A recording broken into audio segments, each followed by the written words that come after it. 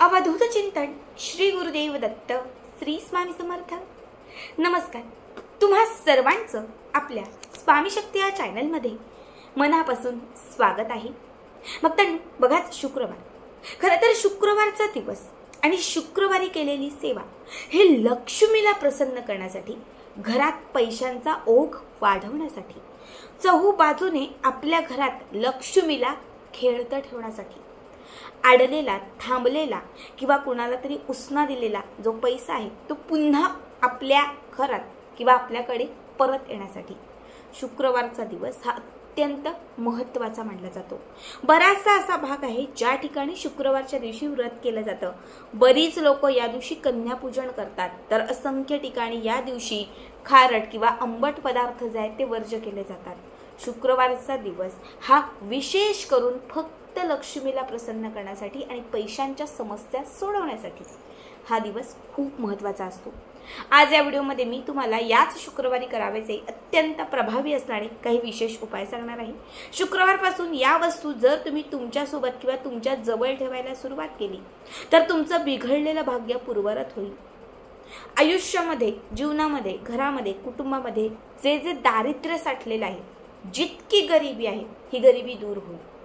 बऱ्याच वेळा आपण म्हणतो की माझेच भोग सुटत नाही, माझ्याच घरातली गरिबी कमी होत नाही, खूप करते, सगळं करते, कष्ट करते, मेहनत करते, पण तरीही दरिद्रता माझा पिच्छा सोडत नाही। तर ही दरिद्रता घरातून बाहेर काढण्यासाठी, गरिबीला आपल्या आयुष्यातून कायमचं दूर करण्यासाठी फक्त या 3 पैकी एक वस्तू आपल्यासोबत ठेवा। अशा 3 वस्तू मी तुम्हाला आता सांगणार आहे। या वस्तूंपैकी एक जरी वस्तू तुम्ही तुमच्यासोबत किंवा तुमच्या जवळ ठेवायला सुरुवात केली तर लक्ष्मी तुमच्याकडे प्रसन्न होईल, चुंबकासारखी लक्ष्मी खेचून येईल, ज्यामुळे पैशांच्या वाटा मोकळ्या होतील, अडलेला, राहिलेला, थांबलेला हक्काचा पैसा तुम्हाला पुन्हा परत मिळेल। आता सगळ्यात पहिली वस्तू जी आहे ती म्हणजे आपल्या सगळ्यांच्या घरात असेल किंवा नसेल तर तुम्हाला आज शुक्रवारच्या दिवशी बाजारातून किंवा जिथे पूजेचं साहित्य मिळतं तिथून एक मोरपंख आपल्या घरी आणायचे। एक मोरपंख, बघा मोरपंख हे आपल्या हिंदू संस्कृतीमध्ये अनन्यसाधारण महत्त्वाचं मानलं जातं। मोरपंख हे असं पंख आहे जे तोडूनही जिवंत असतं। यामध्ये एक दिव्य शक्ती साठलेली आहे। पूर्वीच्या काळी जे ऋषीमुनी होते ते लेखणीसाठी मोरपंख वापरत असायचे। जे आपले बाळकृष्ण आहेत यांच्या डोक्यावर मोरपंख असायचा। बऱ्याच वेळा पूजा आराधनांमध्ये देखील मोरपंख वापरले जाते। मोरपंख हे अत्यंत शुभ आणि सात्विकतेचे प्रतीक मानले जाते। हेच मोरपंख माता लक्ष्मीचे वाहन असते, म्हणून आपण देवघरात किंवा घरामध्ये कुठेतरी मोरपंखांचा गुच्छ आवर्जून ठेवतो, कारण लक्ष्मीला, जर लक्ष्मीचं वाहन मोरपंख, लक्ष्मीचं वाहन घरात असेल तर लक्ष्मी स्थिर होते। पण बऱ्याच लोकांना अजूनही हे माहिती नाही। बघा, आपल्याला एक मोरपंख आपल्या घरी आणायचे शुक्रवारी। तुमच्या घरामध्ये जर असेल तर तुम्ही घरातलंच ते मोरपंख घेतले तरीही चालेल।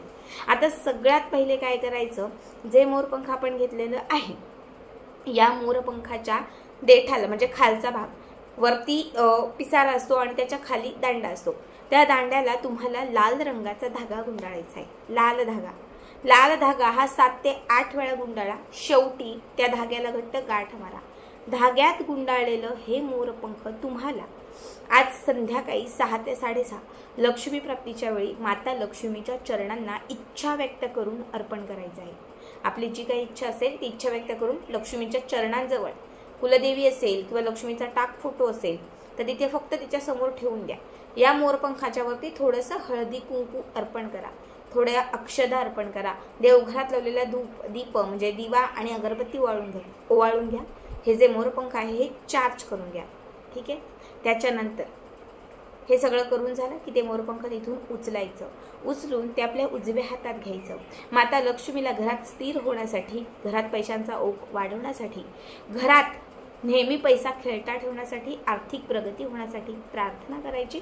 आणि त्याच्यानंतर तुम्हाला कनकधारा स्तोत्र जे आहे हे 3 वेळा म्हणायचे। फक्त 3 वेळा कनकधारा स्तोत्र म्हणा आणि त्याच्यानंतर हे मोरपंख जे आहे हे घराच्या आतमध्ये उत्तर दिशेला ठेवा। घराचा आत जो भाग असेल उत्तर दिशा, देवघर असेल उत्तर दिशेला, फ्रीज असेल, जे काही असेल त्या ठिकाणी तुम्हाला हे मोरपंख ठेवायचं आहे। बघा, तुमची उत्तरोत्तर प्रगती व्हायला सुरुवात होईल, लक्ष्मी तुमच्या घराकडे आकर्षित होईल आणि तुमच्या घरात असणारी दरिद्रता आणि गरिबी कायमची घराबाहेर जाईल.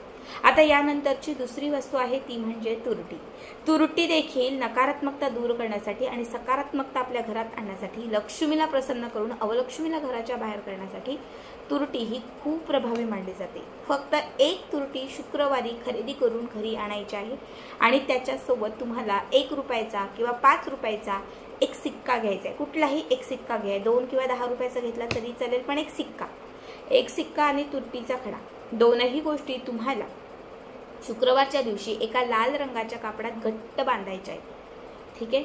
लाल कापडामध्ये दोनही गोष्टी बांधून तुम्हाला तयार केलेली ही जी पोटली आहे ही आपल्या तुळशीला, आपल्या अंगणात, टेरेसवर किंवा जिथे कुठे तुम्ही तुळशी मातेचं रोप ठेवलेलं आहे त्या तुळशीच्या बुडाला तुम्हाला हा सिक्का आणि तुरटीची जी पोटली आहे, जे कापड आहे ते त्याच्या बुडाला बांधायचं आहे.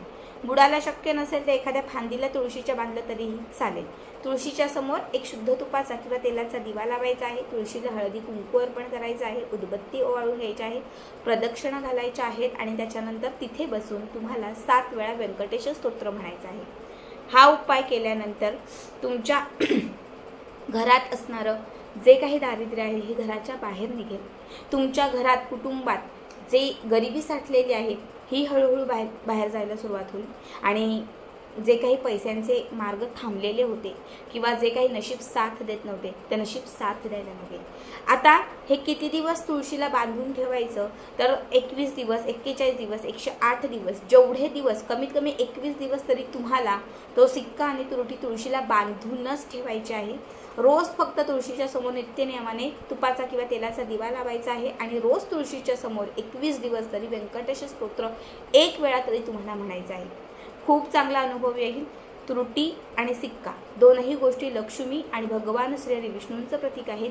जेव्हा दोनही गोष्टी एकत्रित करून तुळशीला बांधाल आणि रोज तिथे जेव्हा तुम्ही तुपाचा किंवा तेलाचा दिवा लावून व्यंकटेश स्तोत्राचं पठण कराल, घरातील नकारात्मक शक्ती घराच्या बाहेर जाऊन सकारात्मकता येईल आणि तुमच्या घरात जीवनात असणारं जे दारिद्र्य आहे हे आपोआप कमी होत जाईल. त्यानंतरची तिसरी वस्तू आहे हळकुंड, हळदीचं कुडं. हळद सगळ्यांनाच माहिती आहे की जी धनप्राप्तीसाठी, लक्ष्मीला प्रसन्न करण्यासाठी, भगवान श्रीहरी विष्णूंना प्रसन्न करण्यासाठी हळद ही खूप महत्त्वाची असते.